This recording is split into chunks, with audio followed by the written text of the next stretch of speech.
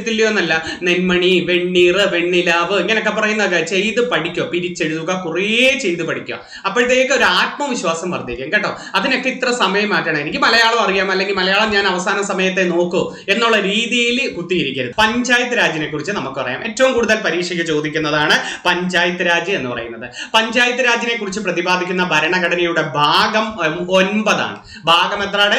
ഭാഗം 9.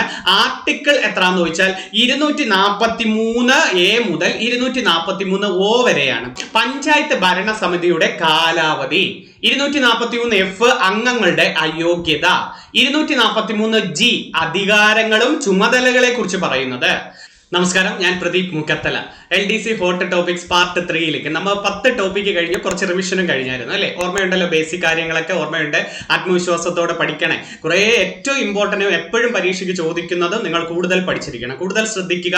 നിങ്ങളാണ് അത് മനസ്സിലാക്കേണ്ടത്. കുറേ പ്രീവിയസ് ക്വസ്റ്റ്യൻ പേപ്പർ നോക്കുമ്പോൾ തന്നെ നിങ്ങൾക്ക് മനസ്സിലാവും. പൊതുവെ നമ്മുടെ ആമുഖത്തെക്കുറിച്ചോ, അല്ലെങ്കിൽ 42ാം ഭേദഗതി, അല്ലെങ്കിൽ പഞ്ചായത്ത് രാജ്, അല്ലെങ്കിൽ നമ്മുടെ സുപ്രീം കോടതി, അല്ലെങ്കിൽ രാഷ്ട്രപതിയുടെ വീറ്റോ പവറുകൾ, ഇങ്ങനെ, അല്ലെങ്കിൽ ലിസ്റ്റുകൾ, ഭരണഘടനാ ലിസ്റ്റുകൾ, പഞ്ചായത്ത് രാജ്, ഇതെല്ലാം നിങ്ങൾ പഠിച്ചു എന്ന്. ഭരണഘടനയിൽ ഓരോന്ന് എടുക്കുമ്പോൾ നിങ്ങൾ അത് പഠിച്ചു എന്ന് ഉറപ്പുവരുത്തണം. അതുപോലെ ജോഗ്രഫിയിലായാലും അന്തരീക്ഷ പാളികളെല്ലാം പഠിച്ചോ, ഹരിതഗ്രഹ പ്രഭാവത്തെ കുറിച്ച് ഫുള്ള് പഠിച്ചോ, അങ്ങനെ ഓരോന്ന് നിങ്ങൾ തന്നെ മനസ്സിലാക്കണം. അല്ലാതെ ഇന്ന സാർ ഇട്ട് തരുമ്പോൾ അത് മാത്രം പഠിച്ചാൽ മതി എന്നുള്ള രീതിയിൽ പോരുത്. ആത്മാർത്ഥമായിട്ട് ഏറ്റവും നല്ല റാങ്ക് നേടുന്നവർ അവരാദ്യം ഒരുവിധം ടോപ്പിക്കും കറക്റ്റ് ആയിട്ട് പോകും. ഹോട്ട് ടോപ്പിക്സുകളും ഒരു സെപ്പറേറ്റ് ഇത്ര സമയം, ഒരു ദിവസത്തേക്ക് ഇത്ര സമയം ഹോട്ട് ടോപ്പിക്സിനും മാറ്റിവെക്കും. പിന്നെ ഇംഗ്ലീഷും മലയാളവും മാത്സും ഒക്കെ പറ്റുന്ന ആണൊക്കെ ചെയ്ത് പഠിക്കണം. അതായത് ഇംഗ്ലീഷൊക്കെ കുറച്ച് ഇഡിയംസ് പഠിക്കുക, അതേപോലെ ഫോറിൻ വേർഡ്സ് പഠിക്കുക, കുറേച്ചെ. നിങ്ങൾ ചിലപ്പോൾ ഇത് വരുമോ വരത്തില്ലയോ അത് പിന്നത്തെ കാര്യം. നിങ്ങൾ പഠിക്കുന്നത് വരും എന്ന് വിശ്വസിച്ച് തന്നെ പഠിക്കുക. ഒരു ദിവസം ഒരു 10 ഫോറിൻ വേർഡ്സ് അങ്ങ് പഠിച്ചു വെക്കുക. ആബിനിഷ്യോ, അല്ലെങ്കിൽ അതെന്താ, അങ്ങനെയൊക്കെ പറയത്തില്ലേ, ജെന്യൂൺ എന്നൊക്കെ പറയുന്ന കുറെ ഉണ്ടല്ലോ. മോഡസ് വിവണ്ടി, മുട്ടാൻഡിസ്, അതുപോലെ ലോക്കസ്റ്റാൻഡി, ഇങ്ങനെ പറയുന്ന കുറെ ഫോറിൻ വേർഡ്സ് ഉണ്ട്. ഒരു ദിവസം 5ഓ 10ഓ വീതം പഠിക്കുക. അതുപോലെ ഫ്രൈസൽ വെർബുകൾ, പുട്ട്, കാള്, ലുക്ക്, കമ്മ്, ഈ ഒരു ഐറ്റങ്ങൾ ഒരെണ്ണം ഒരു ദിവസം പഠിച്ചു തീർക്കുക. പുട്ടിന്റെ മാത്രം പഠിച്ചു വെക്കുക. അങ്ങനെ പിന്നെ കൺഫ്യൂസിങ് വേർഡ്സുകളില്ലേ, lie lay, lie flow, fly flow, child like, childhood, ഇങ്ങനെയൊക്കെ പറയത്തില്ലേ. ഒരേ കുറെ കൺഫ്യൂസിങ് വേർഡ്സുകളിൽ. പിന്നെ കുറെ കോൺകേർഡുകൾ, ഹാഡ് ബെറ്റർ വന്നാൽ എങ്ങനെ, നോ സൂണർ വന്നാൽ എങ്ങനെ, വൺ ഓഫ് വന്നാൽ എങ്ങനെ, എഗോ യെസ്റ്റർഡേ ഒക്കെ വന്നാൽ എങ്ങനെ, യൂഷ്വലി, ജനറലി. കോൺകോഡുകൾ തീർച്ചയായിട്ടും 1-2 നിങ്ങൾക്ക് കയറി വരാം. ഇഫ് ക്ലോസ് ഒക്കെ മനസ്സിലായ. അതുപോലെ മലയാളം മാക്സിമം പ്രാക്ടീസ് ചെയ്യുകയാണെങ്കിൽ തീർച്ചയായിട്ടും മലയാളത്തിൽ 10 മാർക്കും. ഇപ്പോഴത്തെ ഒരു മലയാളം ട്രെൻഡ് എന്ന് പറഞ്ഞാൽ ഒരുവിധം നമ്മൾ പഠിച്ചതൊക്കെ തന്നെ വചനങ്ങൾ പഠിച്ചു വച്ചിരിക്കണം. പിരിച്ചെഴുതുക. നിങ്ങൾ ചെയ്ത് പഠിക്കുക. വരുമോ വരുത്തില്ലയോ എന്നല്ല, നെന്മണി, വെണ്ണീർ, വെണ്ണിലാവ് ഇങ്ങനെയൊക്കെ പറയുന്നതൊക്കെ ചെയ്ത് പഠിക്കുക, പിരിച്ചെഴുതുക, കുറേ ചെയ്ത് പഠിക്കുക. അപ്പോഴത്തേക്ക് ഒരു ആത്മവിശ്വാസം വർദ്ധിക്കും കേട്ടോ. അതിനൊക്കെ ഇത്ര സമയം മാറ്റണം. എനിക്ക് മലയാളം അറിയാം, അല്ലെങ്കിൽ മലയാളം ഞാൻ അവസാന സമയത്തെ നോക്കൂ എന്നുള്ള രീതിയിൽ കുത്തിയിരിക്കരുത്. അങ്ങനെ ഇരുന്ന് കഴിഞ്ഞാൽ അവസാനം ടെൻഷൻ അടിക്കാതെ എല്ലാ ദിവസവും ഒരു ഇച്ചിരിച്ചെ കൊണ്ടുപോകും, കുറേശ്ശെ ചെയ്ത് പോകും. അപ്പൊ ആ മലയാളം ഇഷ്ടപ്പെട്ട് പഠിക്കും. അതുപോലെ കഥാപാത്രങ്ങൾ, കൃതികൾ, വരികൾ, എഴുത്തുകാർ, അതുപോലെ അവരുടെ പ്രത്യേകതകൾ, അതുപോലെ തൂലികാ നാമങ്ങൾ, പ്രധാനപ്പെട്ട കൃതികൾ ആരുടെ, അതുപോലെ വയലാർ അവാർഡ് നേടിയ കൃതികളെല്ലാം, ഇതെല്ലാം പഠിക്കുന്നത് എന്തുകൊണ്ടും നിങ്ങൾക്ക് പ്രയോജനപ്പെടും. അതുപോലെ എക്കണോമിക്സിൽ നല്ല റിസർവ് ബാങ്കിന്റെ പ്രവർത്തനങ്ങളെ കുറിച്ചോ, repo rate, reverse rate, GDP, GNB, ദേശീയ വരുമാനം കണക്കാക്കുന്നത് എങ്ങനെ, അതുപോലെ ആസൂത്രണ കമ്മീഷൻ, നീതി ആയോഗ്, ഇതിൽ നിന്നൊക്കെ എപ്പോഴും പരീക്ഷയ്ക്ക് ചോദിക്കും. അതുകൊണ്ട് ആവശ്യം നിങ്ങളുടെ ആണെങ്കിൽ നിങ്ങൾ ഇതെല്ലാം കവർ ചെയ്താൽ ഏറ്റവും നല്ലൊരു റാങ്ക് നേടും. ഇതും കൂടെ ആയ ഒന്ന് സ്വസ്ഥമാക്കി കൂടെ. നിങ്ങൾക്ക് സേഫ് സോണിൽ ഒരു മാർക്ക് കിട്ടിയാൽ, നിങ്ങൾക്ക് നല്ലൊരു റാങ്ക് ലിസ്റ്റിൽ എത്തിച്ചേർന്നാൽ നിങ്ങൾ പിന്നെ എന്താ ടെൻഷൻ അടിക്കേണ്ട ഒരു ആവശ്യമില്ലല്ലോ. പിന്നെ അല്ലെങ്കിൽ വന്നില്ലെങ്കിൽ പിന്നെയും ഇരുന്ന് പഠിക്കേണ്ട എത്ര നാള്, പിന്നെയും വർഷങ്ങൾ കഴിയണം. ഓരോരോ പരീക്ഷ വന്നു, റിസൾട്ട് വന്നു. അതുകൊണ്ട് ഇതിലങ്ങ് നേടിയേ പറ്റൂ. ആ ഒരു മനസ്സുണ്ടെങ്കിൽ തീർച്ചയായിട്ടും നിങ്ങൾ വർക്ക് ചെയ്യും. രാവിലെയൊക്കെ എഴുന്നേറ്റിരുന്ന് പഠിക്കണം. രാത്രി അങ്ങോട്ട് കൂടുതൽ പഠിക്കുന്നവരാണെങ്കിൽ രാവിലെ കിടന്നു. അല്ലെങ്കിൽ രാവിലെ കൃത്യമായിട്ട് അലാറം വെക്കുകയാണെങ്കിൽ ആദ്യത്തെ അലാറത്തിൽ തന്നെ ഉണരണം. കാരണം എന്താ, എന്റെ ലക്ഷ്യമാണ്, എനിക്കാണ് ആവശ്യം. ഈ പരീക്ഷ കഴിഞ്ഞിട്ട് ഞാൻ സുഖമായിട്ട് ഉറങ്ങാം എന്ന മനസ്സിൽ ചിന്തിച്ചാൽ തീർച്ചയായിട്ടും രാവിലെ എണീക്കും. ഇത് 5 മണിക്ക് അലാറം വെക്കും, പിന്നെ 5:10 ഒരെണ്ണം വെക്കും, 5:15 എടുക്കും, അങ്ങനെ 3-4 അലാറം വെക്കും. അല്ലെങ്കിൽ അമ്മ വന്ന് വിളിച്ചെങ്കിലേ അത് ഉണരത്തോളൂ. ഇങ്ങനെയൊക്കെയുള്ള അതൊക്കെ സ്കൂൾ കാലഘട്ടത്തിലെ കുട്ടികളാണ്. നിങ്ങൾ അതല്ല. നിങ്ങളുടെ ആവശ്യത്തിന് ആവശ്യത്തിനാണ് നിങ്ങൾ ഉണരേണ്ടത്. അത് മാത്രം ഓർത്തു വെക്കുക. ഓരോ ദിവസവും ഓരോ സമയവും വില പിടിച്ചതാണ്. അതുകൊണ്ട് അതിൽ മാറ്റം കണ്ട വീട്ടിൽ പല രീതിയിലുള്ള ടെൻഷനുകൾ കണ്ടാണ്. ഓരോരുത്തർക്കും ഓരോ രീതിയിലാണ്. അതൊന്നും ഇനി നോക്കണ്ട. വീട്ടിലെ പല രീതിയിൽ ചിലപ്പോൾ ബുദ്ധിമുട്ടുകളായിരിക്കും. പൈസയ്ക്ക് പൈസ എടുക്കാമെന്നും കാണത്തില്ല. വീട്ടിൽ അവസ്ഥ മോശമായിരിക്കും. അതുപോലെ എന്തെങ്കിലുമൊക്കെ. പക്ഷെ നിങ്ങൾ പഠിക്കുന്ന സമയത്ത് കുറച്ച് നേരം മാറ്റിവെച്ച് ഒരു ജോലിയും കൂടെ എത്തിച്ചേർന്നാൽ ഇതെല്ലാം തിരിച്ചു വരാം. ഓരോരുത്തർക്കും ഓരോ രീതിയിലുള്ള ബുദ്ധിമുട്ടുകളും ആണ്. അസുഖങ്ങളായിട്ട് വരാം, അല്ലെങ്കിൽ വീട്ടിലെ ബാധ്യതകളായിട്ട് വരാം. ഓരോന്ന് നിങ്ങളുടെ ആണുങ്ങൾക്കായാലും പെൺകുട്ടികൾക്കായാലും അവരോട് പറയുന്നത്, നിങ്ങൾ ആഗ്രഹിച്ചിറങ്ങിയിട്ടുണ്ടെങ്കിൽ കിട്ടുന്ന സമയം നിങ്ങൾ നല്ലവണ്ണം ഫലവത്താക്കുക. ചുമ്മാ ഇരുന്ന് വായിക്കുക മാത്രം ചെയ്യരുത് കേട്ടല്ലോ. മോക്ക് ടെസ്റ്റ് ചെയ്യണേ, സ്കൂൾ ടെസ്റ്റ് കവർ ചെയ്യണേ, ഒരുവിധം കവർ ചെയ്യുക. ഹെവി ആയിട്ട് ചോദിച്ചില്ലെങ്കിൽ ഒരു 5-6 ചോദ്യം സ്കൂൾ ടെസ്റ്റിൽ നിന്ന് നിങ്ങൾക്ക് ചോദിക്കാം. ബാക്കി കറക്റ്റ് ഓർഡർ സിലബസ് അനുസരിച്ച് തന്നെ നിങ്ങൾക്ക് കിട്ടിയിരിക്കാം. ഓക്കെ, ഇനി ഞാൻ കത്തി അടിക്കുന്നില്ല.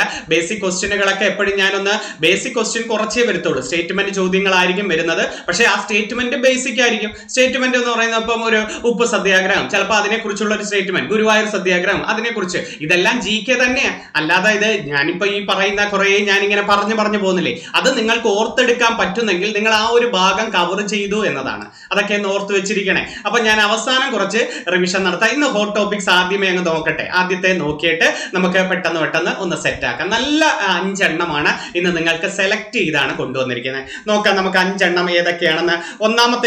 ഒന്നാമത്തത് പഞ്ചായത്ത് രാജ്. ഏറ്റവും കൂടുതൽ പരീക്ഷയ്ക്ക് ചോദിക്കും. നിങ്ങളോട് ഞാൻ പറയാം, ഉറപ്പായിട്ട് നിങ്ങൾക്ക് പഞ്ചായത്ത് രാജിൽ നിന്ന് ഒരു ചോദ്യം ഉണ്ട്. അതാ ഇപ്പൊ നടന്ന പോലീസ് പരീക്ഷയ്ക്കും 2 പോലീസ് പരീക്ഷയ്ക്കും ചോദിച്ചായിരുന്നു. കേരള നവോത്ഥാന സംഘടനകൾ അതിൽ നിന്നും ചോദിക്കും. സഹോദരൻ എല്ലാം വാരി വലിച്ചെഴുതുന്നില്ല, ഞാനൊരു ബേസ് ആണ് കണ്ടത്. പിന്നെ ദിനങ്ങൾ, പ്രമേയങ്ങൾ അത്യാവശ്യം എഴുതിയിട്ടുണ്ട് കേട്ടോ.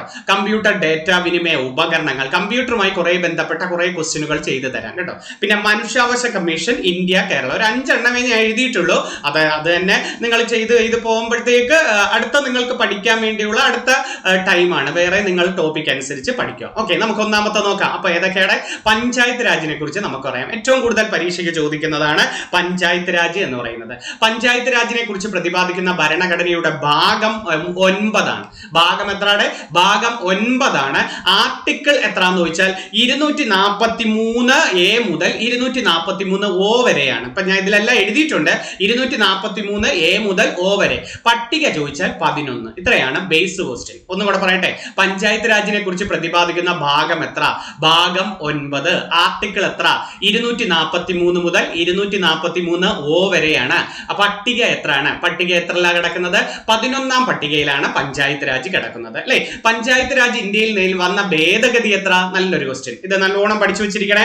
1992 73ാം ഭേദഗതി. ഒരുവിധം എല്ലാവരും പഠിച്ചതുമാണ്. ഇത് ബേസിക് ക്വസ്റ്റ്യനാ. ഇതൊന്നും പഠിക്കാതെ ആരും പരീക്ഷ ഹാളിൽ പോകത്തില്ലെന്നും എനിക്കറിയാം. 1992 73ാം ഭേദഗതി പ്രകാരമാണ് എന്ത് വന്നത്? പഞ്ചായത്ത് രാജ് വന്നത്. നഗരപാലിക ബില്ല് 74 ആണ്. പക്ഷെ നിലവിൽ വന്നത് എന്നു ചോദിച്ചാൽ, ഡേറ്റ് തെറ്റരുത്, 93 ഏപ്രിൽ 27. അടുത്ത കേരളം വരുമ്പോൾ ഇത് തിരിഞ്ഞു വരുന്നുണ്ട്. അതുകൊണ്ടാണ് 1993 ഏപ്രിൽ 24 നിലവിൽ വന്നു. ഭേദഗതി എന്നു ചോദിച്ചാൽ 92 73ാം ഭേദഗതി. പഞ്ചായത്ത് രാജ് ദിനം എന്നു ചോദിച്ചാൽ ഏപ്രിൽ 24 ആണ്. പഞ്ചായത്ത് രാജ് ദിനം എന്നാണ് ഏപ്രിൽ 24. ഏപ്രിൽ 25 എന്തായിരുന്നത്? ഏപ്രിൽ 25 മലേറിയ ദിനം അല്ലെ. ഏപ്രിൽ 25 എന്താ? മലേറിയ ദിനം. ഏപ്രിൽ 21 ഏതാ? ഏപ്രിൽ 21 സിവിൽ സർവീസ് ദിനം അല്ലെ. ഏപ്രിൽ 22 ഏതാ? ഭൗമ ദിനം. എല്ലാം പഠിച്ചു അല്ലെ. ഏപ്രിൽ 21 സിവിൽ സർവീസ് ദിനം, ഏപ്രിൽ 22 ഭൗമ ദിനം, ഏപ്രിൽ 23 ഏതെന്ന്? ഏപ്രിൽ 23 നമ്മൾ പഠിച്ചിട്ടുണ്ട്. ഏപ്രിൽ 23 പുസ്തക ദിനം പഠിച്ചില്ലേ? ശരിയാണല്ലോ. ഷേക്സ്പിയറുടെ ചരമദിനമല്ലേ നമ്മൾ പുസ്തക ദിനമായിട്ട് പറയുന്നത്? ഏപ്രിൽ 23 ആണ്. അപ്പൊ ഏപ്രിൽ 24 പഞ്ചായത്ത് രാജ് ദിനം, ഏപ്രിൽ 25 മലേറിയ ദിനം. അപ്പൊ പുസ്തക ദിനം എന്നാണ് ഏപ്രിൽ 23 ആണ് പുസ്തക ദിനം അല്ലെ. ഷേക്സ്പിയറുടെയാണ്. ഇന്ത്യൻ ഷേക്സ്പിയർ ആരാണ്? ഇന്ത്യൻ ഷേക്സ്പിയർ കാളിദാസനാണ്. ഇന്ത്യൻ ഷേക്സ്പിയർ അവിടെ കാളിദാസൻ. ഷേക്സ്പിയറുടെ അവസാനത്തെ കൃതി ഏതാണ്? ഷേക്സ്പിയറുടെ അവസാനത്തെ കൃതി ഏതെന്ന് ചോദിച്ചാൽ ദ ടെമ്പസ്റ്റ് ആണ് അല്ലെ. ദ ടെമ്പസ്റ്റ് ആണ് ഷേക്സ്പിയറുടെ അവസാനത്തെ കൃതി ഏതെന്ന് ചോദിച്ചാൽ. ആസ് യു ലൈക്ക് ഇറ്റ് അദ്ദേഹത്തിന്റെ ഫേമസ് ആണ്. ടെസ്റ്റിമോണ എന്ന കഥാപാത്രം, ഇതൊക്കെ ഫേമസ് അല്ലേ. ഒതല്ലോ, മാക്ബത്ത് അല്ലെ. ഒതല്ലോ ആസ്പദമാക്കിയല്ലേ നമ്മുടെ സുരേഷ് ഗോപിക്ക് ദേശീയ അവാർഡ് കിട്ടിയ സിനിമ ഇറങ്ങിയത്. ഏതായിരുന്നു? കളിയാട്ടം. സുരേഷ് ഗോപിക്ക് ദേശീയ അവാർഡ് കിട്ടിയ സിനിമ ഏതായിരുന്നു? ഷേക്സ്പിയറുടെ ഒതല്ലോയെ ആസ്പദമാക്കി ഇറക്കിയ സിനിമയാണ് കളിയാട്ടം. അതൊന്ന് പഠിച്ചു വെച്ചിരിക്കണേ. അതുപോലെ പരീക്ഷയ്ക്ക് ചോദിക്കാം, ബാലചന്ദ്ര മേനോന് ദേശീയ അവാർഡ് കിട്ടിയ സിനിമ ഏതാണ്? ബാലചന്ദ്രമേനോന് സമാന്തരങ്ങളാണ് അല്ലെ, സമാന്തരങ്ങളാണ് ബാലചന്ദ്രമേനോന്. സലീം കുമാറിന് ഏതായിരുന്നു? സലീം കുമാറിന് ആദാമിന്റെ മകൻ അബു അല്ലെ, ആദാമിന്റെ മകൻ അബു ആണ്. അതുപോലെ സുരാജ് വെഞ്ഞാറമൂടിന് ദേശീയ അവാർഡ് കിട്ടിയത് ഏതെന്ന് വെച്ചാൽ പേരറിയാത്തവൻ എന്ന സിനിമയായിരുന്നു. ഏതായിരുന്നു? പേരറിയാത്തവൻ. ഇപ്പം കഴിഞ്ഞ വർഷം നമ്മുടെ സ്പെഷ്യൽ ജൂറി അവാർഡ് ഒരു മലയാള നടന് കിട്ടി, ഇന്ദ്രൻസിന് കിട്ടിയായിരുന്നു അല്ലെ. സ്പെഷ്യൽ ജൂറി, മികച്ച നടനുള്ള സ്പെഷ്യൽ ജൂറി അവാർഡ് ഇന്ദ്രൻസ് ഹോമിനാണ്. ഹോം എന്ന സിനിമയുടെ സംവിധായകൻ ആരെന്നൊക്കെ ചോദിച്ചിട്ടുണ്ട്. റോജിൻ തോമസ് അല്ലെ. ഹോം എന്ന സിനിമയ്ക്ക് സംവിധായകൻ റോജിൻ ആയിരുന്നു അല്ലെ, ഓർത്തു വെച്ചിരിക്കണേ. അപ്പൊ ഇന്ദ്രൻസിന് സ്പെഷ്യൽ അവാർഡ് കിട്ടി, മലയാളത്തിലെ ഏറ്റവും മികച്ച സിനിമയായിട്ട് ദേശീയ തലത്തിൽ അവാർഡ് കിട്ടുകയും ചെയ്തു. പക്ഷെ കഴിഞ്ഞ വർഷത്തെ മികച്ച നടൻ ഇന്ദ്രൻസ് അല്ല, സ്പെഷ്യൽ ജൂറി അവാർഡ് മികച്ച നടൻ അല്ലു അർജുൻ ആയിരുന്നു അല്ലെ. അല്ലു അർജുനാണ് പുഷ്പ ദ റൈസിലെ സിനിമയ്ക്കായിരുന്നു കഴിഞ്ഞ വർഷത്തെ മികച്ച നടനായിട്ട് കിട്ടിയത്. ഓക്കെ, ഓർത്തു വെച്ച് നമുക്ക് തിരിച്ചു വരാം. നമ്മൾ ദിനങ്ങൾ പറഞ്ഞപ്പോഴാണ് ഏപ്രിൽ 21 സിവിൽ സർവീസ് ദിനം, ഏപ്രിൽ 22 ഭൗമ ദിനം, ഏപ്രിൽ 23 പുസ്തക ദിനം, ഏപ്രിൽ 24 പഞ്ചായത്ത് രാജ് ദിനം, ഏപ്രിൽ 25 മലേറിയ ദിനം, ഏപ്രിൽ 17 മറന്നുപോരുത്, ഏപ്രിൽ 17 ഹീമോഫീലിയ ദിനം അല്ലെ, ഹീമോഫീലിയ ദിനമാണ്. നമുക്ക് തിരിച്ചു വരാം. അപ്പൊ പഞ്ചായത്ത് രാജ് ദിനവും പഠിച്ചു. അടുത്ത നല്ലൊരു ചോദ്യത്തിലേക്ക്. പഞ്ചായത്ത് രാജ് സംവിധാനത്തിന്റെ പിതാവ് എന്ന് വിളിക്കുന്നത് ബൽബന്ത് റായി മേത്തയാണ് അല്ലെ. പിതാവ് എന്ന് വിളിക്കുന്നത് ആരെയാണ്? ബൽബന്ത് റായി മേത്തയാണ്. ഇന്ത്യയിൽ പഞ്ചായത്ത് രാജ് നടപ്പിലാക്കുമ്പോൾ ഇന്ത്യൻ പ്രധാനമന്ത്രി ആരായിരുന്നു? ഇന്ത്യൻ പ്രധാനമന്ത്രി PV നരസിംഹറാവുവും പ്രസിഡന്റ് ശങ്കർ ദയാൽ ശർമ്മയായിരുന്നു കേട്ടോ. നടപ്പിലാക്കുമ്പോൾ ഇന്ത്യയുടെ പ്രധാനമന്ത്രി ആരാണ്? PV നരസിംഹറാവു. 1992 73 ഭേദഗതി കൊണ്ടുവരുമ്പോൾ ഇന്ത്യൻ പ്രസിഡന്റ് ആരാ? ശങ്കർ ദയാൽ ശർമ്മ, PV നരസിംഹറാവു. ദക്ഷിണേന്ത്യയിൽ നിന്നുള്ള ആദ്യത്തെ ഇന്ത്യൻ പ്രധാനമന്ത്രി നരസിംഹറാവു ആണ്. ആന്ധ്രാപ്രദേശുകാരനായിരുന്നു PV നരസിംഹറാവു. ദ ഇൻസൈഡർ അദ്ദേഹത്തിന്റെ ഒരു പ്രശസ്ത കൃതിയാണ് കേട്ടോ. ഇൻസൈഡർ നരസിംഹറാവുവിന്റെ പ്രശസ്ത കൃതിയാണ്. ബുദ്ധ പൂർണിമ പാർക്ക് ഇദ്ദേഹത്തിന്റെ സമാധി സ്ഥലമാണ്. നരസിംഹറാവുവിന്റെ സമാധി സ്ഥലമാണ് ബുദ്ധ പൂർണിമ പാർക്ക്. ഇദ്ദേഹമല്ലേ സാമ്പത്തിക പരിഷ്കാരങ്ങൾ കൊണ്ടുവരുന്ന സമയത്ത് സാമ്പത്തിക പരിഷ്കാരങ്ങൾ ഇന്ത്യയിൽ നടപ്പിലാക്കുന്നത്? ഉദാരവൽക്കരണം, കമ്പോളവൽക്കരണം ഒക്കെ സ്വകാര്യവൽക്കരണം ഒക്കെ കൊണ്ടുവരുന്ന സമയത്ത് ഇന്ത്യൻ പ്രധാനമന്ത്രി ആരായിരുന്നത്? നരസിംഹറാവു ആണ്. ധനകാര്യമന്ത്രി നമ്മുടെ മൻമോഹൻ സിംഗ് ആണ്. ഓർത്തു വെച്ചിരിക്കണേ. പഞ്ചായത്ത് രാജിനെ കുറിച്ച് പ്രതിപാദിക്കുന്ന ഭരണഘടനയുടെ ഭാഗം 9 പട്ടിക എത്രയാണ്? 11. ആർട്ടിക്കിൾ എവിടെ മുതൽ 243 A മുതൽ O വരെയാണ്. 243 A മുതൽ O വരെയാണ്. അടുത്ത നല്ലൊരു ക്വസ്റ്റ്യൻ. പഞ്ചായത്ത് രാജ് സംവിധാനം നിലവിൽ വന്ന ആദ്യ ഇന്ത്യൻ സംസ്ഥാനം രാജസ്ഥാനിലെ നാഗൂർ ജില്ലയിലാണ്. ആദ്യ ഇന്ത്യൻ സംസ്ഥാനം ഏതാണ്?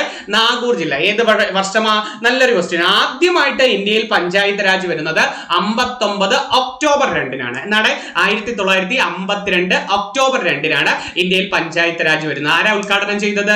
ജവഹർലാൽ നെഹ്റു. പഞ്ചായത്ത് രാജ് എന്ന പദം ആദ്യമായി ഉപയോഗിച്ചതും ജവഹർലാൽ നെഹ്റു. പഞ്ചായത്ത് രാജ് എന്ന പദം. ഗ്രാമപഞ്ചായത്ത് എന്ന ആശയം, ഗ്രാമസ്വരാജ് എന്ന ആശയം ഗാന്ധിജിയുടെ ആയിരുന്നു. പഞ്ചായത്ത് രാജ് എന്ന പദം ആരുടെയാ? ജവഹർലാൽ നെഹ്റു. ജവഹർലാൽ നെഹ്റുവിന്റെ ആത്മകഥ തെറ്റിപ്പോരുത്, ആത്മകഥ എന്ന് തന്നെയാണ്. ജവഹർലാൽ നെഹ്റുവിന്റെ ആത്മകഥയുടെ പേരെന്താ? ആത്മകഥ. 2-3 കൃതികൾ പറയട്ടെ. വിശ്വചരിത്രാവലോകനം, ഇന്ത്യയെ കണ്ടെത്തൽ, അതുപോലെ ഒരു അച്ഛൻ മകൾക്ക് അയച്ച കത്തുകൾ. ഇതൊക്കെ ആരുടെയാ? ജവഹർലാൽ നെഹ്റുവിന്റെ കൃതികളാണ്. ഏറ്റവും കൂടുതൽ ജവഹർലാൽ നെഹ്റുവിന് ചോദിക്കുന്നത് വിധിയുമായുള്ള കൂടിക്കാഴ്ച ആരുടെ പ്രശസ്ത പ്രസംഗമാണെന്ന് ചോദിച്ചിട്ടുണ്ട്. ഇന്ത്യക്ക് സ്വാതന്ത്ര്യം കൊടുക്കുന്നത് നമ്മുടെ മൗണ്ട് ബാറ്റൻ പ്രഭു ജവഹർലാൽ നെഹ്റുവിന്റെ കയ്യിലല്ലേ. അത് കഴിഞ്ഞുള്ള ആ പ്രസംഗത്തിന്റെ പേരാണ് വിധിയുമായുള്ള കൂടിക്കാഴ്ച എന്ന പ്രസംഗം. ആരുടെയാ? ജവഹർലാൽ നെഹ്റു. പിന്നെ നെഹ്റുവിന് എപ്പോഴും ചോദിക്കുന്ന ഏതാണ്? 1929 ലാഹോർ സമ്മേളനം അല്ലെ. പൂർണ്ണ സ്വരാജ് പ്രമേയം പാസ്സാക്കുന്ന സമയത്ത് INC-യുടെ പ്രസിഡന്റ് ആരാണ്? ജവഹർലാൽ നെഹ്റു. ഏത് വർഷമാ?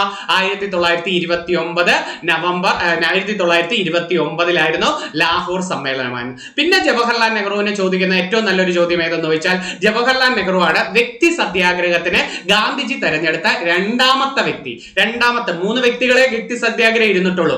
1940 വിനോബ ഭാവെ. ഗാന്ധിജി ആദ്യമായി വ്യക്തി സത്യാഗ്രഹത്തിന് തെരഞ്ഞെടുത്തത് 40 വിനോബ ഭാവെ.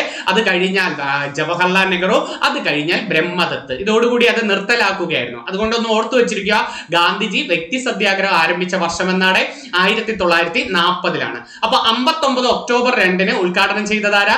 ജവഹർലാൽ നെഹ്റു. അന്ന് ഇന്ത്യയുടെ പ്രധാനമന്ത്രിയല്ലേ ജവഹർലാൽ നെഹ്റു ആണ്. പഞ്ചായത്ത് രാജ് സംവിധാനം എന്ന ആദ്യ ദക്ഷിണേന്ത്യൻ സംസ്ഥാനം ഏതാണ്? ആന്ധ്രാപ്രദേശ് അല്ലെ. ആന്ധ്രാപ്രദേശിന്റെ പുതിയ തലസ്ഥാനം ഏതാണ്? ആന്ധ്രാപ്രദേശിന്റെ പുതിയ തലസ്ഥാനം വിശാഖപട്ടണമാണ്. മറന്നുപോലെ ഹൈദരാബാദ് മാറിയിട്ട് ഇപ്പൊ ഏതാ പിന്നെ അമരാവതിയൊക്കെ ആയി. അമരാവതി മാറിയിട്ട് ഇപ്പൊ ആര് വന്നു? വിശാഖപട്ടണമാണ് ആന്ധ്രാപ്രദേശിന്റെ പുതിയ തലസ്ഥാനം. ഓക്കെ, കേരള പഞ്ചായത്ത് രാജ് കണ്ടോ, ഡേറ്റ് ചെറുതായിട്ടൊന്ന് മാറിയണ്ടോ. 1993. ഇന്ത്യയിൽ 93 ആയിരുന്നപ്പോ കേരളത്തിൽ 94 എന്നാക്കണം. ഏപ്രിൽ 24 ഇന്ത്യയിൽ നിന്നപ്പോ ഇവിടെ ഏപ്രിൽ 23 എന്നാക്കണം. അപ്പൊ കേരള പഞ്ചായത്ത് രാജ് വന്നതെന്നാണ് 1994 ഏപ്രിൽ 23-നാണ്. പഞ്ചായത്ത് രാജിന്റെ അടിസ്ഥാനം എന്ന് വിളിക്കുന്നത് ഗ്രാമസഭയിലെ ആണ്. ഗ്രാമസഭ. അടുത്തത് വെരി വെരി ഇമ്പോർട്ടന്റ്. ഗ്രാമസഭയെ കുറിച്ച് പ്രതിപാദിക്കുന്ന ആർട്ടിക്കിൾ 243A. ആദ്യം ഗ്രാമസഭയാ പറയണ്ടേ, പിന്നെ പഞ്ചായത്ത് രൂപീകരിക്കാവും കേട്ടോ. ഗ്രാമസഭയെ കുറിച്ച് പ്രതിപാദിക്കുന്ന ആർട്ടിക്കിൾ എത്രയാണ്? 243A. ആരാ വിളിച്ചു കൂട്ടേണ്ടത്? ഗ്രാമസഭകൾ വിളിച്ചു കൂട്ടേണ്ടത് അതാത് വാർഡ് മെമ്പർ തന്നെയാണ്. പക്ഷെ അതിന്റെ അധ്യക്ഷ സ്ഥാനത്തിരിക്കേണ്ടത് പഞ്ചായത്ത് പ്രസിഡന്റ് ആണ്. അധ്യക്ഷ സ്ഥാനത്തിരിക്കേണ്ടത് ആരാണ്? പഞ്ചായത്ത് പ്രസിഡന്റ് ആണ്. ഇനി പ്രധാനപ്പെട്ട ആർട്ടിക്കിൾ നോക്കാം. Very very important. പഠിച്ചിട്ട് പോകണം. സ്റ്റേറ്റ്മെന്റ് ചോദിക്കാം, ചേരുംപടി ചോദിക്കാം, ഉറപ്പായിട്ട് പഠിക്കണം. പഞ്ചായത്ത് രാജുമായി ബന്ധപ്പെട്ട ആർട്ടിക്കിൾ ഏതൊക്കെ? 243A ഗ്രാമസഭ, 243B ആണ് പഞ്ചായത്തുകളുടെ രൂപീകരണം കേട്ടോ. പഞ്ചായത്ത് രൂപീകരണം. 243C തെറ്റരുത്. പഞ്ചായത്ത് സംവിധാനത്തെ കുറിച്ച് നിയമനിർമ്മാണം നടത്താനുള്ള അധികാരത്തെ കുറിച്ച് പറയുന്നത് 243C.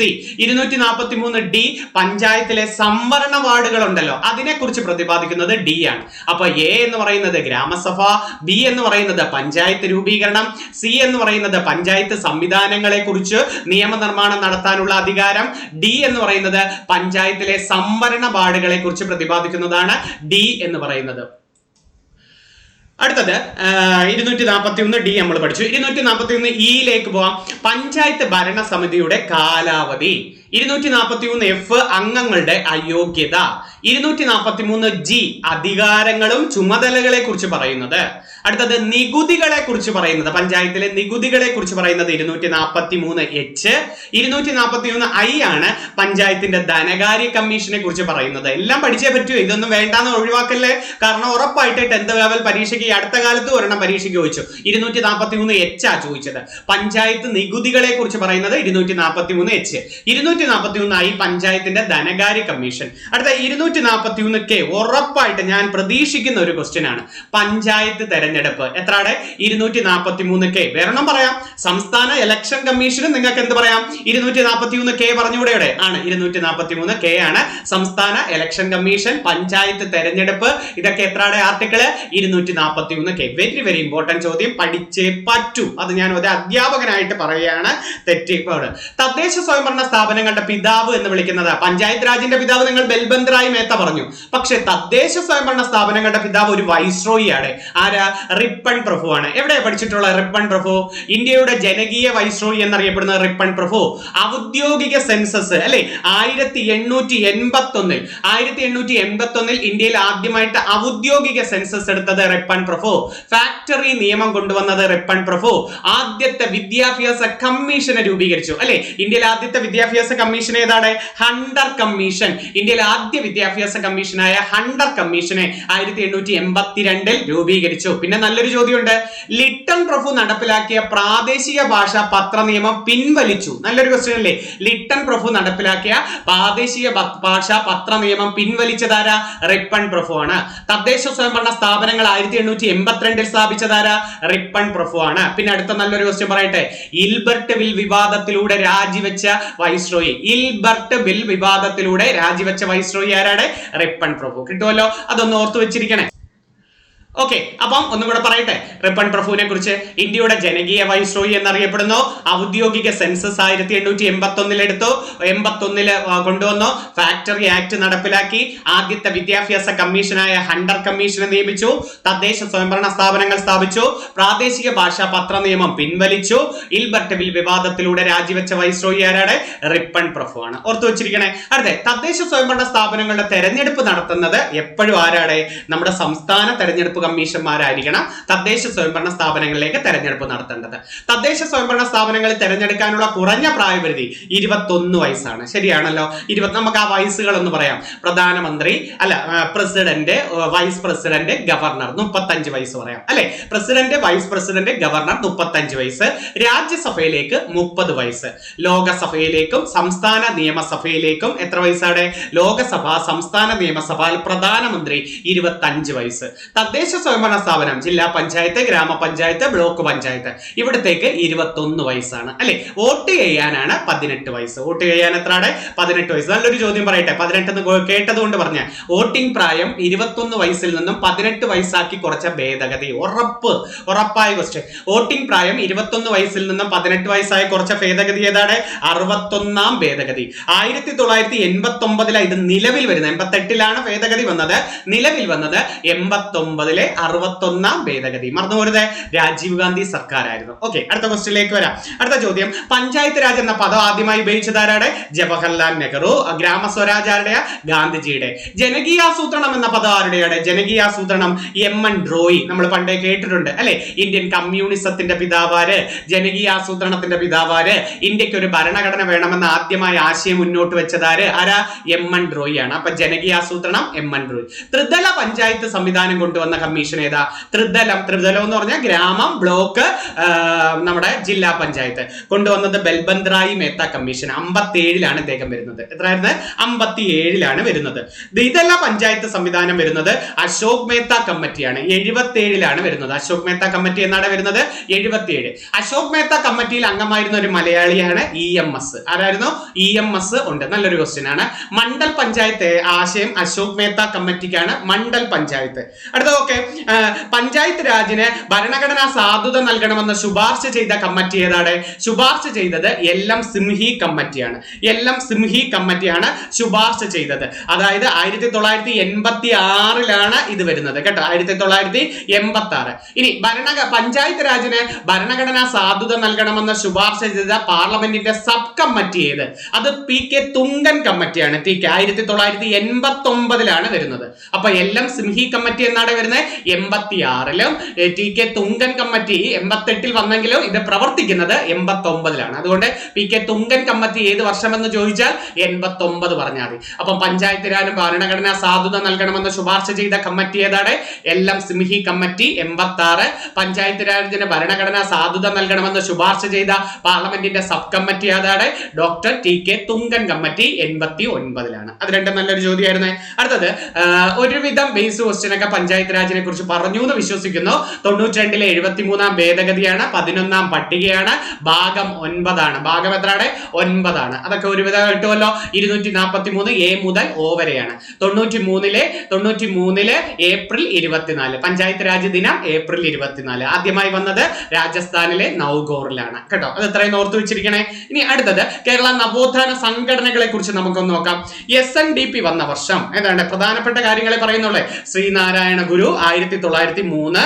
SNDP എന്നാണ് ശ്രീനാരായണ ഗുരു 1903 മെയ് മാസം 15 അല്ലെ. ശ്രീനാരായണ ഗുരു 1903 കൊണ്ടുവരുന്നത്. ശ്രീനാരായണ ഗുരുവിന്റെ 2-3 കൃതികൾ പറയട്ടെ.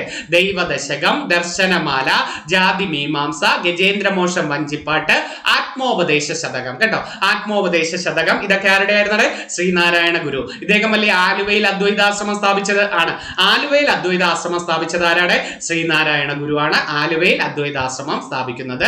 2ാം വരവിലാണ് ഗാന്ധിജി കണ്ടുമുട്ടുന്നത്. ശ്രീനാരായണ ഗുരു 1925 മറന്നുപോരുത്. ശ്രീനാരായണ ഗുരുവാണ് SNDPയുടെ ആജീവനാന്ത പ്രസിഡന്റ്. സെക്രട്ടറി കുമാരനാശാനും ആദ്യ ഉപാധ്യക്ഷൻ എന്ന് വിളിക്കുന്നത് ഡോക്ടർ പൽപ്പു ആണ് കേട്ടോ. ശ്രീനാരായണ, ബാക്കി ഞാൻ നവോത്ഥാന കാര്യങ്ങളെ കുറിച്ച് പറയുമ്പോൾ അത് ഞാൻ ഡീറ്റെയിൽ പറയാം. ഇപ്പൊ ഇങ്ങനെ അങ്ങ് പഠിക്കോ. SNDP 3 ശ്രീനാരായണ ഗുരു. NSS 1914 മന്നത്ത് പത്മനാഭൻ അല്ലെ. ചങ്ങനാശ്ശേരിയിലെ ചങ്ങനാശ്ശേരിയിലെ പെരുന്നയാണ് NSSന്റെ ആസ്ഥാനം. മന്നത്ത് പത്മനാഭനും അവിടെ തന്നെ ജനിച്ചത് അല്ലെ. മന്നത്ത് പത്മനാഭന്റെ ആത്മകഥ തെറ്റരുത്. എന്റെ ജീവിത സ്മരണകൾ. കേരളത്തിന്റെ മദൻ മോഹൻ മാളവ്യ, ഭാരത കേസരി എന്നൊക്കെ അറിയപ്പെടുന്നത് ആരെയാ? മന്നത്ത് പത്മനാഭനാണ്. ഇദ്ദേഹത്തിന്റെ 2 ജാഥകൾ ഓർമ്മയുണ്ടോ? വൈക്കം സത്യാഗ്രഹത്തെ തുടർന്ന് സവർണ ജാഥയും വിമോചന സമരത്തെ തുടർന്ന് ജീവശിഖ ജാഥയും നയിച്ചതാര മന്നത്ത് പത്മനാഭനാണ്. വൈക്കം സത്യാഗ്രഹത്തെ തുടർന്ന് സവർണ ജാഥയും വിമോചന സമരത്തെ തുടർന്ന് 59-ലെ വിമോചന സമരത്തെ തുടർന്ന് ജീവശിഖ ജാഥ നയിച്ചത് മന്നത്ത് പത്മനാഭനാണ്. 1947-ൽ മന്നത്ത് പത്മനാഭന്റെ പ്രസിദ്ധ പ്രസംഗമാണ് മുതുകുളം പ്രസംഗം. കേട്ടോ, മുതുകുളം പ്രസംഗം നടത്തിയതാരാണ്? മന്നത്ത് പത്മനാഭനാണ്. പിന്നെ നല്ലൊരു ചോദ്യമുണ്ട് മന്നത്ത് പത്മനാഭന് ഏറ്റവും കൂടുതൽ ചോദിക്കുന്ന ചോദ്യം ഏതാണ്? അപ്പം മുതുകുളം ഗുരുവായൂർ സത്യാഗ്രഹ കമ്മിറ്റിയുടെ പ്രസിഡന്റ്. കേട്ടോ, ഗുരുവായൂർ സത്യാഗ്രഹത്തിന്റെ പ്രസിഡന്റ് കെ കേളപ്പന. ഗുരുവായൂർ സത്യാഗ്രഹ കമ്മിറ്റിയുടെ പ്രസിഡന്റ് ആരാ? മന്നത്ത് പത്മനാഭനാണ്. ഓർത്തു വെച്ചിരിക്കണം, അത് ചോദിക്കാം. അപ്പം മന്നത്ത് പത്മനാഭന്റെ NSS ഏത് വർഷം? 1914. അടുത്തത് അയ്യങ്കാളിയുടെ സാധുജന പരിപാലന സംഘം 7-ലാണ്. അയ്യങ്കാളിയുടെ സാധുജന പരിപാലന സംഘം ഏതാ? 1907. അയ്യങ്കാളി നടത്തിയ 2 ലഹളകൾ പറഞ്ഞാണ്. 2 ലഹളകൾ, ഒന്ന് പുലയലകളെയും 2 പെരിനാട് സമരവും. രണ്ടും 15-ലാണ്. 1915 പുലയലകള പെരിനാട് സമരം 15-ലല്ലേ? പുലയലകളയ്ക്ക് വേറെ 2 പേരുണ്ട്. ഏതൊക്കെയാണെന്നറിയാമോ? ഊരട്ടമ്പല ലഹളയെന്നും 90-ാം ആണ്ട് ലഹളയെന്ന് അറിയപ്പെടുന്നത് പുലയലകളയല്ലേ ആണ്. ഊരട്ടമ്പല ലഹള 90-ാം ആണ്ട് ലഹള എന്നറിയപ്പെടുന്നത് 1915-ലെ പുലയലകളയാണ്. ഈ പഞ്ചമി എന്ന ദളിത് വിദ്യാർത്ഥിനിയുടെ പ്രവേശനവുമായി ബന്ധപ്പെട്ടതാണ് ഏതാ? നമ്മുടെ പുലയലകള അഥവാ ഊരട്ടമ്പലം. തിരുവനന്തപുരം ജില്ലയിലെ ഊരട്ടമ്പലം എന്ന സ്ഥലത്ത് വെച്ച് നടന്നത് കൊണ്ടാണ് അങ്ങനെ ഒരു പേര് വന്നത്. അടുത്തത് പെരിനാട് സമരത്തിന്റെ മറ്റൊരു പേരെന്താ? കല്ലുമാല സമരം. കേട്ടോ, കല്ലുമാല സമരം. നിങ്ങൾക്ക് ചോദിക്കാം പെരിനാട് സമരം ഏത് ജില്ല എന്ന് ചോദിച്ചാൽ കൊല്ലം ജില്ല. ഊരട്ടമ്പലം ഏത് ജില്ല എന്ന് ചോദിച്ചാൽ തിരുവനന്തപുരം ജില്ലയിലാണ്, അല്ലെ? എവിടെയാ ശ്രീ അയ്യങ്കാളി ജനിച്ചത്? അയ്യങ്കാളി ജനിച്ചത് നമ്മുടെ വെങ്ങാനൂര്, തിരുവനന്തപുരം ജില്ലയിലെ വെങ്ങാനൂരാണ്. നല്ലൊരു ചോദ്യം പറയാൻ വിട്ടുപോയി. അയ്യങ്കാളി അല്ലയുടെ നമ്മളെ വില്ലുവണ്ടി യാത്ര നടത്തിയത്? ആണ്. വില്ലുവണ്ടി യാത്ര, നെടുമങ്ങാട് ചന്തലകള. വില്ലുവണ്ടി യാത്രയുടെ വർഷം എന്ന് പറഞ്ഞാൽ വില്ലുവണ്ടി യാത്ര 1893. വില്ലുവണ്ടി യാത്ര ഏത് വർഷമാണ്? അയ്യങ്കാളിയുടേത് 1893-ലാണ് വില്ലുവണ്ടി യാത്ര. സാധുജന പരിപാലന സംഘം. ആളിക്കത്തിയ തീപ്പൊരി എന്നറിയപ്പെടുന്നത് അയ്യങ്കാളിയാണ്. ആളിക്കത്തിയ തീപ്പൊരി. ഇന്ത്യയുടെ മഹാനായ പുത്രൻ എന്ന് ഇന്ദിരാഗാന്ധി വിളിച്ചത് അയ്യങ്കാളിയാണ്. ഇന്ത്യയുടെ പുലേരാജ എന്ന് വിളിക്കുന്നത് ഗാന്ധിജി വിളിച്ചു. ഇന്ത്യയിലെ ആദ്യത്തെ കമ്മ്യൂണിസ്റ്റുകാരൻ എന്ന് EK നായനാർ വിളിച്ചതൊക്കെ ആരെയുടെ? അയ്യങ്കാളിയാണ്. മറന്നുപോരുത്. 1907-ൽ സാധുജന പരിപാലന സംഘം. അടുത്ത അരേ സമാജം വന്നത് 1907-ൽ പണ്ഡിറ്റ് കറുപ്പനാണ്. കേട്ടോ, ഒരേ വർഷം വന്നതുകൊണ്ട് പണ്ഡിറ്റ് കറുപ്പനാണ് അരേ സമാജം സ്ഥാപിച്ചത്. പണ്ഡിറ്റ് കറുപ്പൻ വേറെ എന്താ പഠിച്ചത്? കേരളത്തിന്റെ എബ്രഹാം ലിങ്കൺ എന്ന് വിളിക്കുന്നത് പണ്ഡിറ്റ് കറുപ്പനല്ലേ? അവശ്യ സമുദായങ്ങളുടെ മാഗ്നാ കാർട്ടയായ ജാതിക്കുമ്മി എഴുതിയത് പണ്ഡിറ്റ് കറുപ്പനല്ലേ? ജാതിക്കുമ്മി, ഉദ്യാന വിരുന്ന്, സ്വോത്രമന്താരം, ഇതൊക്കെ ആരുടെ പ്രശസ്ത കൃതിയാണ്? പണ്ഡിറ്റ് കറുപ്പൻ. കല്യാണദായിനി സഭ കൊടുങ്ങല്ലൂർ സ്ഥാപിച്ചത് പണ്ഡിറ്റ് കറുപ്പനല്ലേ? കായൽ സമ്മേളനം വിളിച്ചുകൂട്ടിയത് പണ്ഡിറ്റ് കറുപ്പനല്ലേ? കായൽ സമ്മേളനം. അപ്പൊ അതൊക്കെ ഒന്ന് ഓർത്തു വെച്ചിരിക്കണേ. അപ്പൊ അരേ സമാജം 1907-ലാണ്. യോഗക്ഷേമ സഭ ആരുടെയാണ്? VT ഭട്ടതിരിപ്പാടിന്റെയാണ്. 1908-ൽ. അദ്ദേഹം അതേ കൊച്ചു പയ്യനാണ്, എന്നാലും നമ്മൾ സ്വാഭാവികമായിട്ട് സ്ഥാപകനായിരുന്നു ചോദിച്ചാൽ VT ഭട്ടതിരിപ്പാട് 1908-ലാണ്, അല്ലെ? ഉണ്ണി നമ്പൂതിരി അവരുടെ ഒരു മാസികയല്ലേ മംഗളോദയം, അവരുടെ മാസികയുടെ പേരല്ലേ VT ഭട്ടതിരിപ്പാട്. 1908-ലാണ്. അതുപോലെ VT ഭട്ടതിരിപ്പാടിന്റെ ആത്മകഥ തെറ്റരുത്. എന്താണ് VT ഭട്ടതിരിപ്പാടിന്റെ ആത്മകഥയുടെ പേര്? കണ്ണീരും കിനാവും കർമ്മ വിഭാഗം. 2 ആത്മകഥ അദ്ദേഹത്തിനുണ്ട്. കണ്ണീരും കിനാവും കർമ്മ വിഭാഗം. കറുത്ത പട്ടേരി എന്നറിയപ്പെടുന്നത് VT ഭട്ടതിരിപ്പാടല്ലേ? ആണ്. VT ഭട്ടതിരിപ്പാടാണ്. അമ്പലങ്ങൾക്ക് തീ കൊളുത്തുക, അല്ലെ? യോഗക്ഷേമ സഭ ഏത് വർഷമായിരുന്നത്? 1908-ൽ VT ഭട്ടതിരിപ്പാട്. ഇദ്ദേഹത്തിന്റെ നാടകത്തിന്റെ പേര് പറഞ്ഞ നാടകം. ഇദ്ദേഹത്തിന്റെ നാടകം അടുക്കളയിൽ നിന്നും അരങ്ങത്തേക്ക്. ഇടക്കുനിയിലല്ലേ ആദ്യമായി ഇത് അവതരിപ്പിക്കുന്നത്? അപ്പൊ അടുക്കളയിൽ നിന്നും അരങ്ങത്തേക്ക്. അടുക്കളയിൽ നിന്നും പാർലമെന്റിലേക്ക് ആരുടെയായിരുന്നു? പാർലമെന്റിലേക്ക് ഭാരതി ഉദയഭാനുവിന്റെ ആയിരുന്നു. ഭാരതി ഉദയഭാനു. അതുപോലെ ഇദ്ദേഹം അല്ലേ യാചനായാത്ര നടത്തിയത്? ഏത് വർഷമാണ് യാചനായാത്ര നടത്തിയത്? 1931-ൽ. എവിടെ മുതൽ എവിടം വരെ? തൃശൂർ മുതൽ ചന്ദ്രഗിരി പുഴ വരെയാണ് യാചനായാത്ര നടത്തിയത്. ഏത് വർഷം? 1931-ലാണ്. അപ്പൊ യോഗക്ഷേമ സഭ 8-ലാണ്. പ്രത്യക്ഷ രക്ഷാ ദൈവസഭ 1909-ൽ പൊയ്കയിൽ യോഹന്നാനാണ്. പ്രത്യക്ഷ രക്ഷാ ദൈവസഭ പൊയ്കയിൽ യോഹന്നാന്റെ മറ്റൊരു പേര് പറഞ്ഞേ? കുമാര ഗുരുദേവൻ. ഇദ്ദേഹം അല്ലേ യുദ്ധവിരുദ്ധ ജാഥ നയിച്ചത്? 1-ാം ലോക മഹായുദ്ധത്തെ തുടർന്ന് യുദ്ധവിരുദ്ധ ജാഥ നയിച്ചത് പൊയ്കയിൽ യോഹന്നാനല്ലേ? 2 പ്രാവശ്യം ശ്രീമൂലം പ്രജാസഭയിൽ അംഗമായിട്ടുണ്ട്. കേട്ടോ, 21, 31 2 പ്രാവശ്യം ശ്രീമൂലം പ്രജാസഭയിൽ അംഗമായത് ആരായിരുന്നത്? പൊയ്കയിൽ യോഹന്നാൻ അഥവാ കുമാര ഗുരുദേവൻ. ഇദ്ദേഹം ജനിച്ചത് എവിടാണ്? ഇദ്ദേഹം ജനിച്ചത് പത്തനംതിട്ട ജില്ലയിലെ ഇരവിപ്പേരൂരാണ്. പത്തനംതിട്ട ജില്ലയിലെ ഇരവിപ്പേരൂർ. ദ്രാവിഡ ദളിതനെന്നും ദ്രാവിഡ പുലയൻ മത്തായിയോ അങ്ങനെ കേട്ടോ, പുലയൻ മത്തായി അല്ലെ, മത്തായി ദ്രാവിഡ മത്തായിയോ ഇങ്ങനെയൊക്കെ ഒരു 2-3 വിശേഷണങ്ങൾ ഇദ്ദേഹത്തിനുണ്ട്. ഒന്ന് നോക്കിയേക്കണം, എന്റെ ഒരു ഓർമ്മയിൽ വന്നില്ല പെട്ടെന്ന്. അങ്ങനെ അങ്ങാണ്ട് ഒരു പേര് വരുന്നുണ്ട്. പ്രത്യക്ഷ രക്ഷാ ദൈവസഭ പൊയ്കയിൽ യോഹന്നാൻ. ഏത് വർഷമാണ്? 1909. മറ്റൊരു പേര് പറഞ്ഞ് കുമാര ഗുരുദേവൻ എന്നാണ്. എവിടെയാണ് ജനിച്ചത്?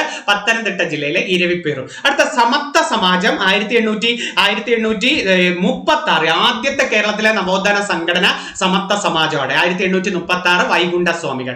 സഹോദര സംഘം 1917 സഹോദരൻ അയ്യപ്പൻ. വൈകുണ്ഠസ്വാമിയെ മറന്നുപോരുതേ.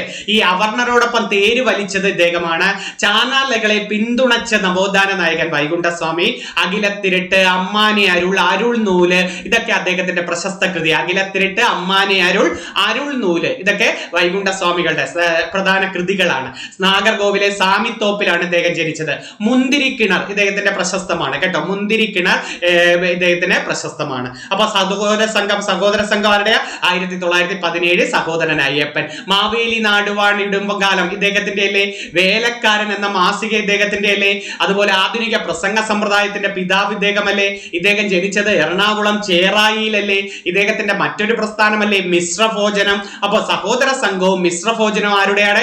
സഹോദരൻ അയ്യപ്പന്റെയാണ്. മറന്നുപോരുത്. 1917 സഹോദരൻ അയ്യപ്പൻ ജനിച്ചത്. അല്ല, സംഘടന ആത്മവിദ്യാ സംഘവും 17 വാക്പടാനന്ദൻ. കണ്ണൂരിലെ പാട്യം ഗ്രാമത്തിലല്ലേ ജനിച്ചത്?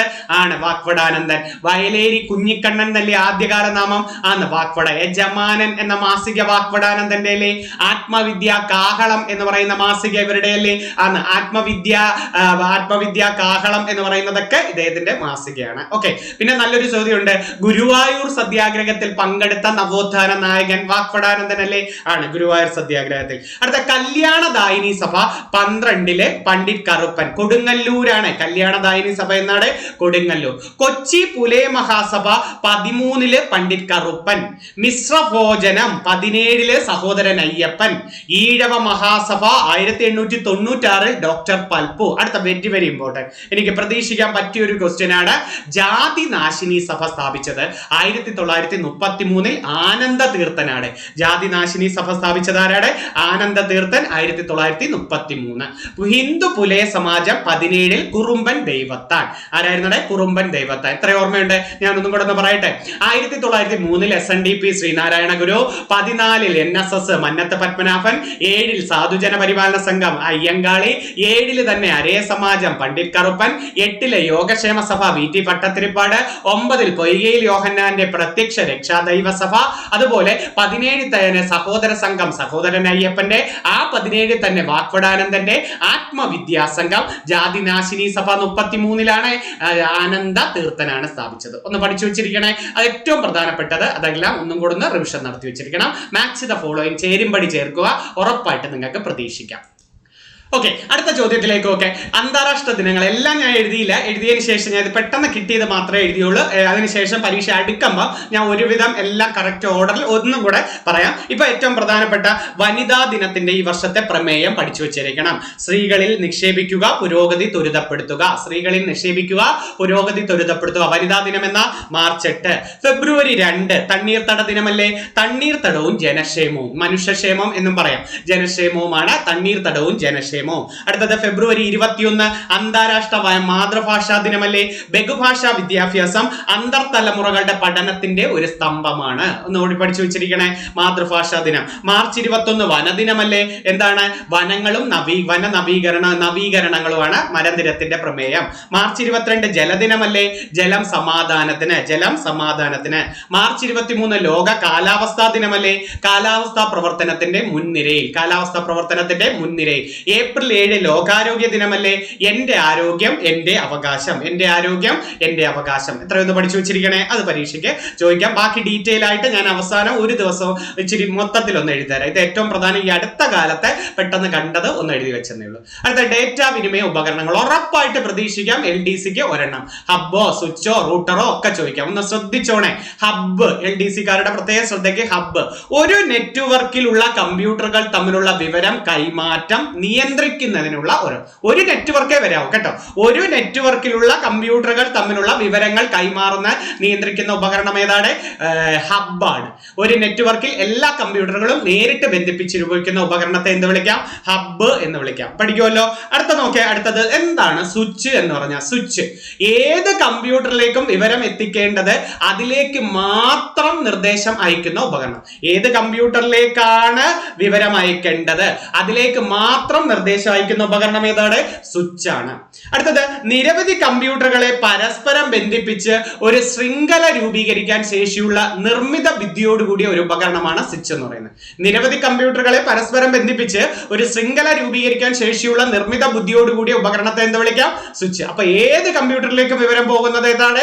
അതിലെ ഏത് കമ്പ്യൂട്ടർ, നിങ്ങൾ ഏത് കമ്പ്യൂട്ടർ ആണോ ചോദിക്കുന്നത് അവിടേക്ക് മാത്രം പോകുന്നത് ഏതാ? സ്വിച്ച്. ഹബ്ബ് എന്തായിരുന്നു? അതായത് ഒരു നെറ്റ്വർക്കിലുള്ള കമ്പ്യൂട്ടറുകൾ തമ്മിലുള്ള വിവരങ്ങൾ അങ്ങോട്ടും ഇങ്ങോട്ടും കൈമാറുന്നത് ഹബ്ബ്. ഇത് സ്വിച്ച് ആണ്. അടുത്ത നോക്കേ, റൂട്ടർ എന്താണ്? റൂട്ടർ IP അഡ്രസ് അടിസ്ഥാനപ്പെടുത്തി ഒന്നിൽ കൂടുതൽ നെറ്റ്വർക്കുകൾ പരസ്പരം ബന്ധിപ്പിക്കാൻ ഉപയോഗിക്കുന്ന ഉപകരണമാണ് റൂട്ടർ. IP അഡ്രസ് വേണം അവിടെ.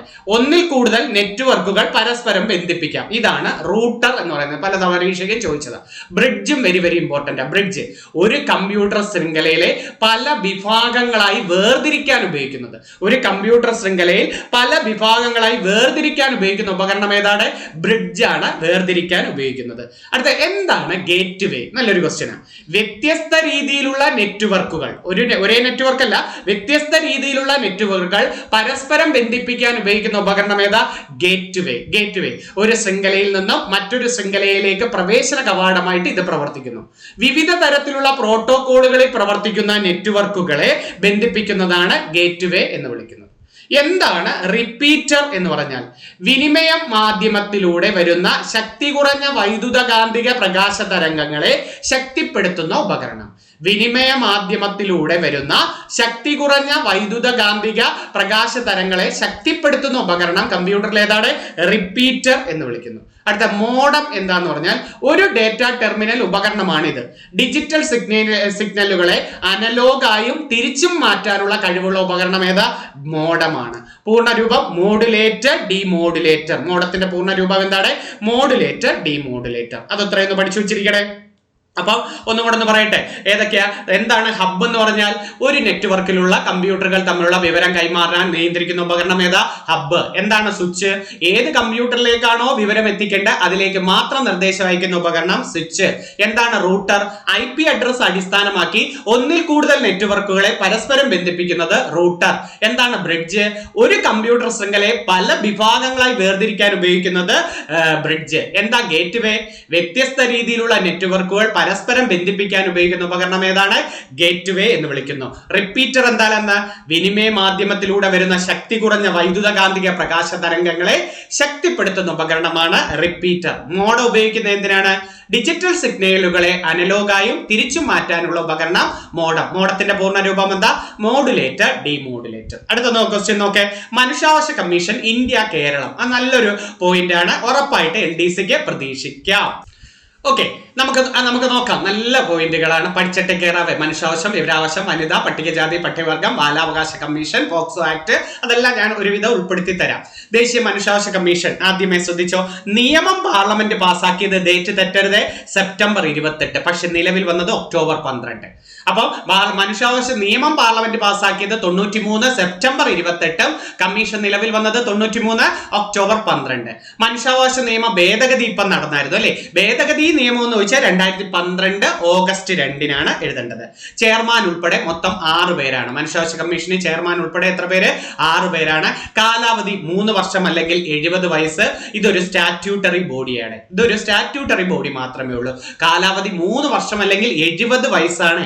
ഓർത്തോ, നിയമിക്കുന്നതും നീക്കം ചെയ്യുന്നതും പ്രസിഡന്റ് ആണ്. പക്ഷെ വാർഷിക റിപ്പോർട്ട് കൊടുക്കേണ്ടത് പ്രസിഡന്റിന്റെ കയ്യിലല്ല, കേന്ദ്ര സർക്കാർ. സ്റ്റേറ്റ്മെന്റിൽ കയറി വരാമേ. നിയമിക്കുന്നതും നീക്കം ചെയ്യുന്നതും പ്രസിഡന്റ്, വാർഷിക റിപ്പോർട്ട് സമർപ്പിക്കേണ്ടത് കേന്ദ്ര സർക്കാരിന് ആസ്ഥാനത്തിന് പറയുന്ന പേര് സർദാർ പട്ടേൽ ഭവൻ എന്നാണ്.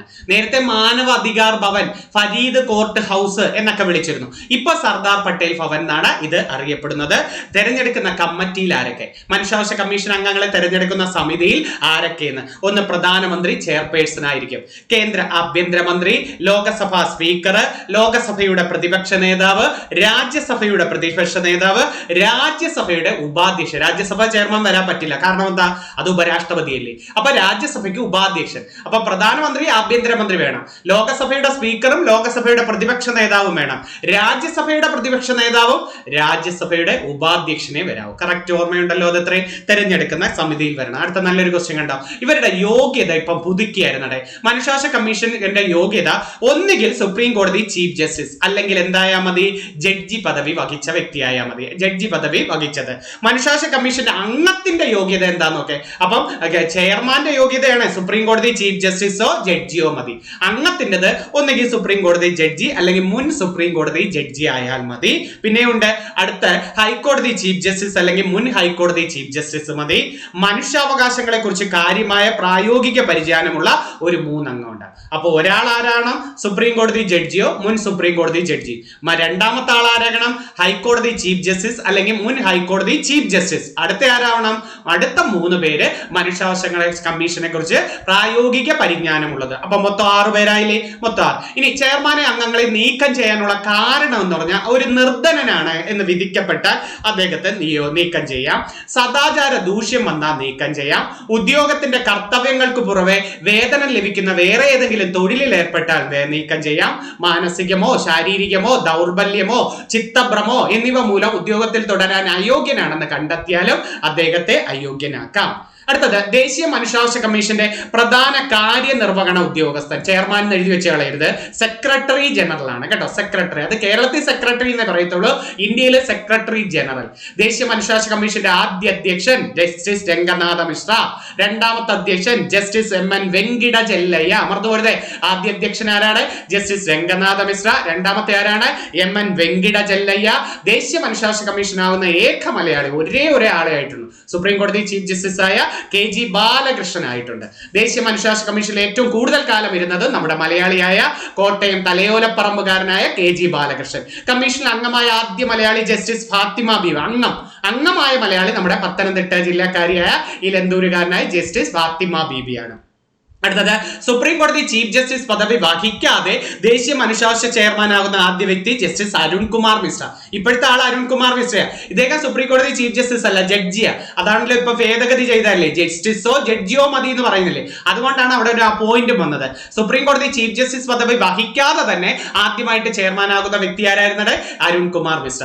ദേശീയ മനുഷ്യാവകാശ കമ്മീഷന്റെ നിലവിലെ ചെയർമാനും ആരാണ്? അരുൺകുമാർ മിശ്രയാണ്. ഇനി സംസ്ഥാന മനുഷ്യാവകാശ കമ്മീഷൻ നോക്കെ 98 ഡിസംബർ 11. അവിടെ ഒക്ടോബർ 12 വന്നു. 93 ഒക്ടോബർ 12, ഇവിടെ 98 ഡിസംബർ 11. ഇവിടെ 3 അംഗങ്ങൾ, അവിടെ 6 അംഗങ്ങൾ. ഇവിടെ കാലാവധി 3 വർഷം അല്ലെങ്കിൽ 70 വയസ്സ്. കറക്റ്റ് ആണ്. നിയമിക്കുന്നത് ഗവർണർ ആകണം, പക്ഷെ നീക്കം ചെയ്യുന്നത് രാഷ്ട്രപതിയാകണം. വാർഷിക റിപ്പോർട്ട് ഇവിടെ ആർക്കാ കൊടുക്കേണ്ടത്? സംസ്ഥാന സർക്കാരിന്, അല്ലാതെ ഗവർണറെ കൊടുക്കരുത്. വാർഷിക റിപ്പോർട്ട് സംസ്ഥാന സർക്കാരിനാണ്. പ്രധാന കാര്യനിർവഹണ ഉദ്യോഗസ്ഥൻ സെക്രട്ടറി. അവിടെ ആരായിരുന്നു? സെക്രട്ടറി ജനറൽ ആയിരുന്നു. ഇവിടെ തെരഞ്ഞെടുക്കുന്ന സമിതിയിൽ ആരൊക്കെയാ? മുഖ്യമന്ത്രി വേണം, നിയമസഭയുടെ സ്പീക്കർ വേണം, ആഭ്യന്തരമന്ത്രി വേണം, പ്രതിപക്ഷ നേതാവ്. കാരണം നമുക്ക് അത്രയും മതിയല്ലോ. അവിടെ ആരൊക്കെയായിരുന്നു? പ്രധാനമന്ത്രി, ആഭ്യന്തരമന്ത്രി, സ്പീക്കർ, പ്രതിപക്ഷ നേതാവ്, രാജ്യസഭയുടെ പ്രതിപക്ഷ നേതാവ്, രാജ്യസഭ ഉപാധ്യക്ഷ. ഇവിടെ ആരൊക്കെയാ? മുഖ്യമന്ത്രി, ആഭ്യന്തരമന്ത്രി, നിയമസഭാ സ്പീക്കർ, പ്രതിപക്ഷ നേതാവ്. ഇത്രയും മതി. 3 അംഗങ്ങളിൽ ചെയർമാൻ ഹൈക്കോടതി ചീഫ് ജസ്റ്റിസ് ജഡ്ജിയോ ആയിരിക്കണം. 3 അംഗങ്ങളിൽ ചെയർമാന്റെ യോഗ്യത ഹൈക്കോടതി ചീഫ് ജസ്റ്റിസോ ജഡ്ജിയോ ആയിരിക്കണം. അടുത്ത മറ്റ് 2 അംഗങ്ങളിൽ ഒരാൾ ഹൈക്കോടതി ജഡ്ജി ആയിരിക്കുന്നതോ അല്ലെങ്കിൽ മുന്നായിരുന്നതോ കുറഞ്ഞത് 7 വർഷം ആ സംസ്ഥാനത്ത് ഒരു ജില്ലാ ജഡ്ജി എന്ന നിലയിൽ പ്രവൃത്തി പരിചയമുള്ള വ്യക്തി ആയിരിക്കണം കേട്ടോ. അപ്പൊ ആ കാലാവധി ഒന്നുകിൽ ചീഫ് ജസ്റ്റിസ്, ഹൈക്കോടതി ജഡ്ജി, ഒന്നുകിൽ ഹൈക്കോടതി ജഡ്ജി അല്ലെങ്കിൽ മുൻ ഹൈക്കോടതി ജഡ്ജി, അല്ലെങ്കിൽ 7 വർഷമെങ്കിലും ഒരു ജില്ലാ ജഡ്ജി ആയിരിക്കണം. പിന്നെ 3ാമത്തെ ആള് കണ്ടോ, മനുഷ്യാവകാശങ്ങളെ കുറിച്ചുള്ള പ്രാഥമിക കാര്യങ്ങൾ, സംസ്ഥാന കാര്യങ്ങൾ പ്രായോഗിക പരിജ്ഞാനമുള്ളതാണ്. സംസ്ഥാനത്തെ ആദ്യത്തെ മനുഷ്യാവകാശ കമ്മീഷൻ MM പരീത് പിള്ള. അവിടെ ആരാ? Ranganatha Mishra.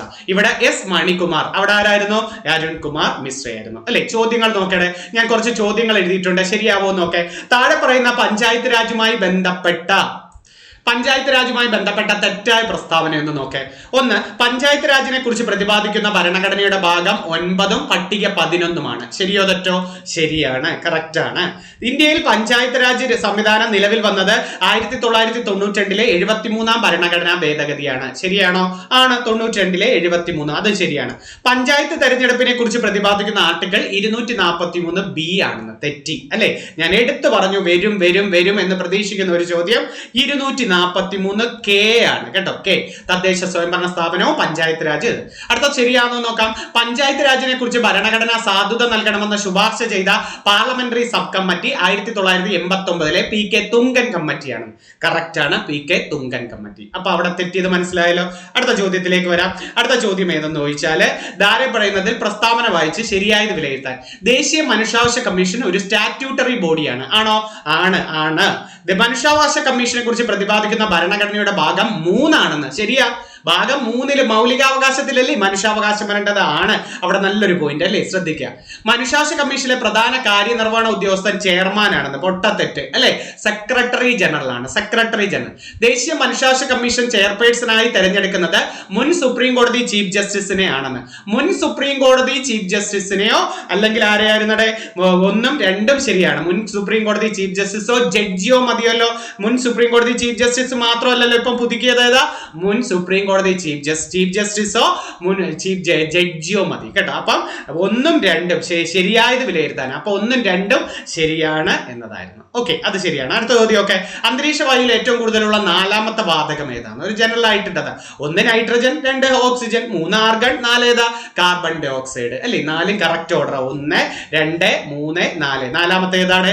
Carbon dye oxide ആണ് അല്ലെ. പ്രപഞ്ചത്തിൽ ഏറ്റവും കൂടുതൽ ഹൈഡ്രജൻ, ഭൗമോപരിതലത്തിൽ ഏറ്റവും കൂടുതൽ ഓക്സിജൻ ആണ്. ഓക്സിജൻ.